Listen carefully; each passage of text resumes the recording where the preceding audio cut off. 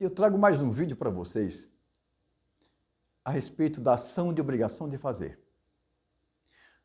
Nos vídeos anteriores, no primeiro eu postei a respeito do uso dessa instrumentalidade poderosa processual para compelir aquele compromissário vendedor de um imóvel cujo comprador havia pago todas as parcelas e depois o compromissário vendedor não quis passar a escritura definitiva. Falei também, em outro vídeo, a forma que se usa dessa instrumentalidade poderosa para coibir a prefeitura ou o Estado a fornecer medicamento ou insumos para pessoas carentes, pessoas doentes carentes. E nesse vídeo de hoje, eu trago para vocês a forma que se usa essa ação poderosa para coibir ou compelir o compromissário vendedor de um veículo a transferir o veículo para o compromissário comprador após este pagar todo o preço. E trago para vocês aqui um exemplo prático a respeito dessa poderosa ação. Como funciona? Como se faz isso? Qual o meio que se usa? Quais são os documentos necessários para que se faça isso? Se inscreva no meu canal e vamos para o vídeo. Um cidadão firmou um contrato de promessa de venda e compra de um veículo com o outro. Naquele contrato estava clausulado que após aquele compromissário comprador pagasse o preço, o compromissário vendedor passaria o registro para o seu nome. Ou seja, entregaria o documento do veículo preenchido para que aquele compromissário comprador pudesse transferir o veículo junto ao Detran. Aquele contrato estava clausulado, que era obrigado a fazer isso, dentro de 30 dias. Aquele compromissário comprador cumpriu sua parte, adimpliu todo o contrato. O valor era de R$60 mil, ele conferiu de imediato à vista R$15 mil e pagou 45 parcelas no valor de R$1.000 cada parcela.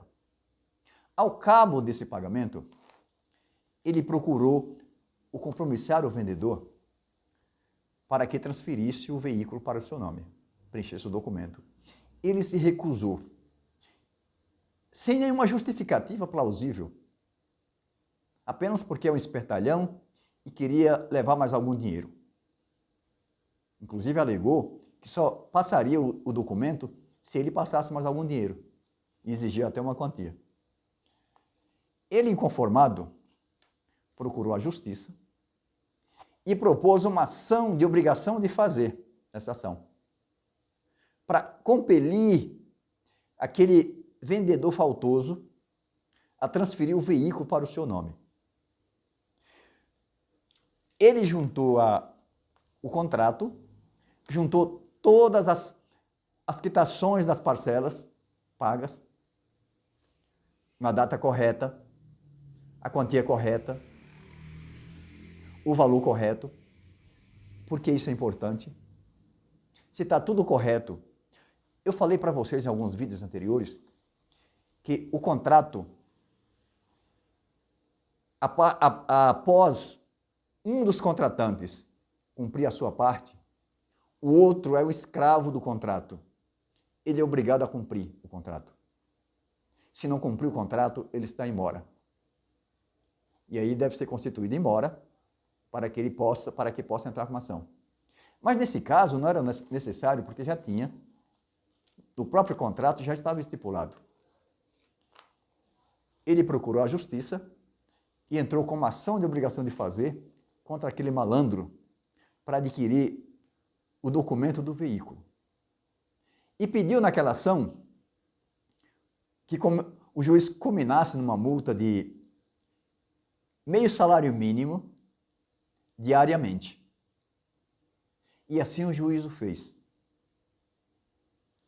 Diante dessa multa, dessa coibição, dessa força da ação de obrigação de fazer, com a liminar que o juiz concedeu, a força da liminar, não teve outro jeito. Ele teve que transferir o veículo. Porque cada dia que passava, ele teria que pagar meio salário mínimo para o comprador. Ou seja, se demorasse muito tempo, provavelmente o valor da multa diária ia até superar o valor do bem, que era de 60 mil reais. Essa é a forma pela qual se obriga aquele vendedor faltoso que tem a obrigação de transferir o bem para o nome do comprador. Aqui foi, no caso aqui em pauta, foi o veículo. Inclusive o veículo bastava preencher os documentos para que o comprador fosse até o órgão de trânsito, DETRAN, ou outro local, dependendo do estado, para transferir o veículo para o seu nome. Mas toda ação tem uma base legal também. Eu vou falar aqui por alto a base legal para que se entre com uma ação dessa, mesmo porque eu já falei de forma exaustiva no vídeo anterior, que eu falei sobre a ação de obrigação de fazer para regularização de imóvel. Lá eu falei tudo sobre os documentos necessários. Mas aqui eu vou falar a base legal. A base legal da obrigação de fazer está disciplinada nos artigos 233 a 420 do Código Civil, sendo que o artigo 247 ao 249 trata especificamente dessa matéria de obrigação de fazer. O procedimento é aquela forma que se impulsiona o processo, que faz andar o processo. Esse é o procedimento. O procedimento, na falta de um procedimento especial, se usa o procedimento comum para essa ação de obrigação de fazer, que está estampado nos artigos 318 a 512 do Código de Processo Civil. A petição inicial tem que seguir a regra do artigo 319 ao artigo 320. A citação deve ser feita por meio do correio. Não há necessidade aqui de pedir citação pelo oficial de justiça.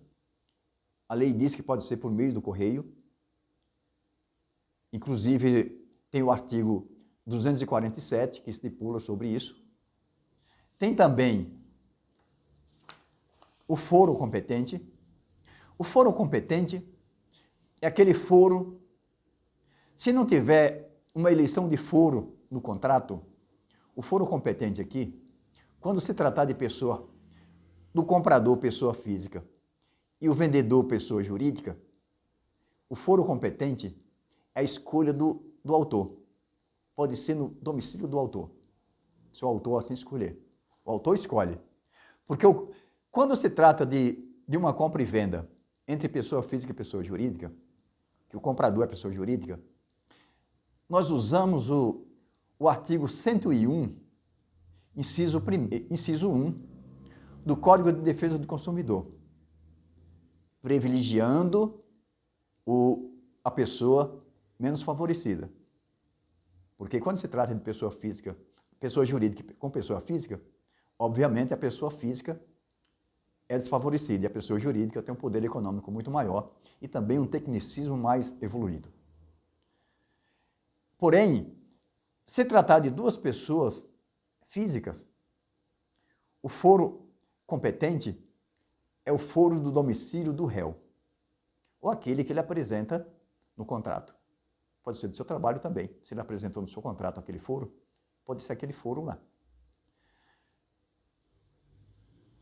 Tem o valor da causa também, que nós devemos analisar.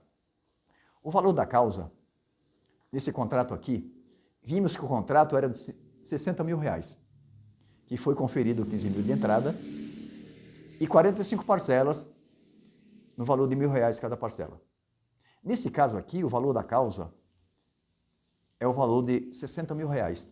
O recolhimento que se faz para pagar as taxas, como a taxa judiciária, e é o valor do contrato. Recolhe sobre esse valor. 1%, dependendo sobre esse valor, dependendo do estado que você está. O recolhimento também aqui para a citação. Tem que ser feito o recolhimento para a citação. Porém, se o autor for pessoa pobre, porventura, depois que ele comprou esse veículo, ele perdeu sua capacidade financeira, perdeu o emprego, ou ele tinha uma empresa e ele perdeu o faturamento, e ele não está impossibilitado de pagar essas custas, ele pode pedir a justiça gratuita para isentá-lo das custas da taxa judiciária e do recolhimento para citação. Mas só se for pessoa carente. Se não for pessoa carente, tem que recolher as custas. Porque se não recolher as custas, o processo não impulsiona. Todo o processo tem um valor. A justiça não trabalha de graça, a não ser para as pessoas carentes. Comprovadamente carente, por meio de uma declaração de pobreza que é feita diretamente junto com o advogado. Não precisa ser um documento público. É uma declaração de próprio punho, junto ao advogado, e o advogado vai juntar no processo e pedir para o juiz que isente aquela pessoa das custas em razão daquela pessoa não ter condição financeira para pagar aquelas custas. É o que eu tenho para falar para vocês a respeito dessa ação de obrigação de fazer. Não que tenha esgotado tudo, porque essa ação, como eu falei no vídeo anterior, ela abrange muito tipo de questionamento para várias coisas. É óbvio que tem muitas coisas também que podem entrar com mandado de segurança. Cabe as duas coisas, mandado de segurança e ação de obrigação de fazer. Mas o tema de hoje é a obrigação de fazer. O mandado de segurança vai ser para um vídeo posterior.